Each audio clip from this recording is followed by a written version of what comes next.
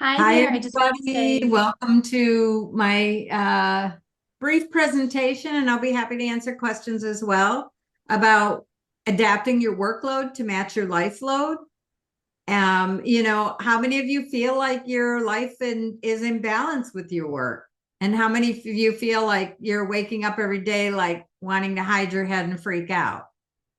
Anybody feeling like that little kid on Home Alone always shows up in my head, that but yeah, so one of the things, there's a lot of ways to think about when we think about workload. The first thing we think about is how much we have, right? Like, oh my gosh, I've got so many contracts and so much work, and so there's yeah, you want to think about how much you're taking on.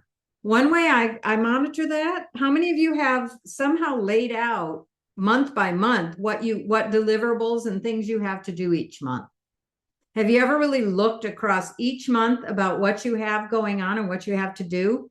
I have a spreadsheet. I mean, you don't have to spend money on fancy trackers even. I have a spreadsheet where I pull it up and it says, this month, this is what you have due by project. So I put it out into my own planner, find a system that works well, but always know what your workload is going to be any given time. So if someone calls and says, we need someone for 3 months to do this, and you're thinking, oh, 3 months, I can do it. But then you go to that work planner and you go, holy crap, what did I do? Because that 3 months is my busiest 3 months this year. I don't have time to do a report. So thinking about things like that. And another way to manage that load is to know who your colleagues are, know them locally, know them statewide, know them nationally, and know who does what and who's good at what. So if that person calls and says, we only need this report for this time, and you're like, I can't do it.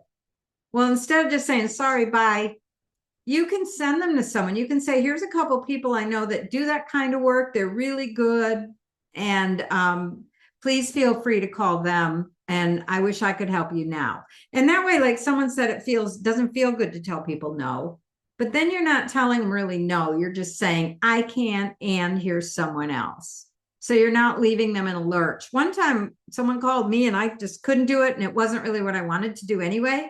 So I had a colleague come to the meeting with me and they liked her and they connected. And so she took the contract and went, and they were just like, oh my God, thank you. Because we didn't know what we were going to do if you couldn't do this. Well, I couldn't do it, but I made sure that they had somebody. They met her, they liked her. It all worked out well. And now everybody's happy. So things like that can be helpful. Plus, getting to know your colleagues when your work is, say you've taken a little downtime because this thing came up that you had to deal with your kids or your mom or somebody. Well, now you're ready to ramp back up. One of the best ways to ramp back up is your friends might need someone to subcontract. Maybe know who's getting big contracts. Let them know you are available to subcontract. There's other ways too to maintain that balance. And one is not to own every contract. I have a subcontractor on 4 of my projects, which means I don't have to worry about the client stuff. I just do the work on them.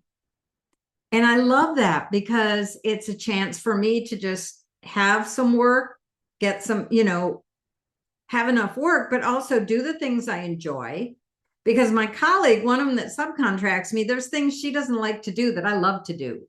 So she like, yay, I can just get Susan. I'll take this big contract and give this piece to Susan because I don't like to do it. And she does. So it works out really well. And then also working with other people gives you a chance to learn some new skills. I work with people who do things a little differently than me. And if I'm their subcontractor, then they're pushing me to do these new ways of doing things that I may not have done before. So be a subcontractor. Also think about, are you an introvert or an extrovert? Because if you're an extrovert, you want to be out there facilitating and doing. If you're like me, an introvert, you need a lot of quiet time. I have a couple of contracts where I just run data and write reports. Why would I do that? All this experience and all this community that I like to do and stuff, but sometimes I just need to be in the office left alone. And I can still make money running data and writing reports. Plus, it gives me a chance. Like one of them, I've had 7 years. I just write their reports and run their data. Well, what happens is I work on my reporting. I try new formats out. I try new ways of presenting graphs and things. And so every year I change it up a little bit and fancy it a little more and lay it out a little differently. And they love seeing these reports evolve over time. And it's a chance for me to practice and think through and use a little creativity. So sometimes the most mundane job can actually be your chance to sort of sit back and play a little or have a little downtime. So think about the kinds of work you do, are you the person responsible or are you a sub? Think about, do I want to build a business and have employees? Do I want to be a Matt Feldman? Or do I want to be a Susan Wolfe who said, I never want to hire anybody. I never want to supervise anyone. I just want to do the work. And that's okay. Give yourself permission to design the business that you want with success defined by yourself. Not somebody else saying, well, you're only the only person. Yep, I'm the only person, and I'm good with that.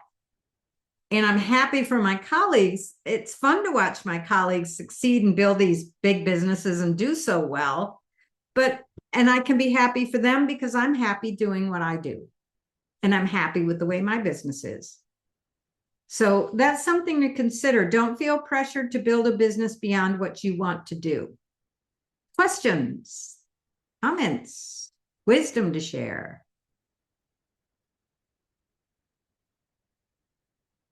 None? No, Vishaka, she has her hand up. Okay. Oh, I'm sorry. Hi. No, Yes. you're good.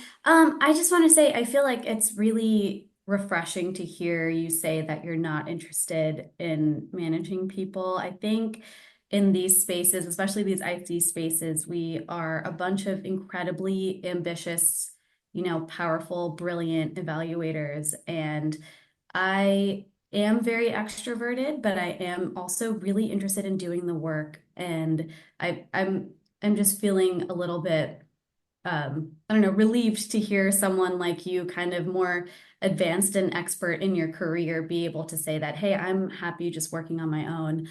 And I also want to ask you about just the subcontract game. So I also really like subcontracting, but I think it feels a little bit stressful because I'm just not really sure how to plan out my year if I'm expecting to be a subcontractor, which means I'm depending on other people to find projects. Like it feels like my life is kind of in someone else's hands a little bit. So I'd love to hear any insight you Yeah, might have on that.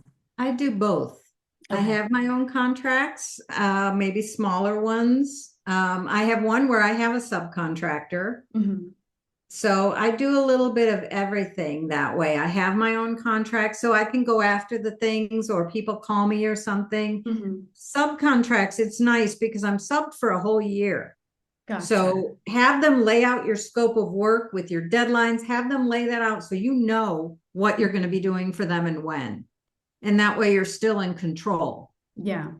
Okay. of the That's process. So I helpful. do that.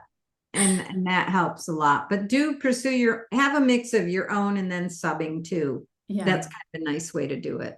Awesome. Thank you. Mhm.